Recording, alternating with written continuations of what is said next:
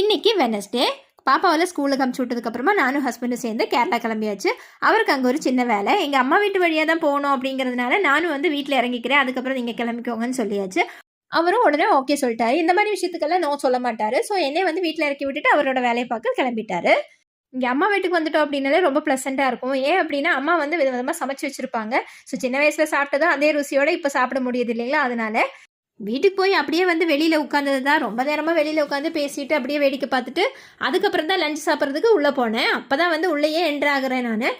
அதுக்குள்ளே அவரும் வந்து வேலையை முடிச்சுட்டு வந்துட்டாரு. அவரும் லஞ்ச் முடிச்சதுக்கப்புறமா நாங்கள் கிளம்ப ஆரம்பித்தோம். ஈவினிங் போல் கிளம்பும் போது இந்த மாதிரி திங்ஸ் எல்லாமே வந்து அப்பா எல்லாம் ரெடி பண்ணி வச்சாச்சு.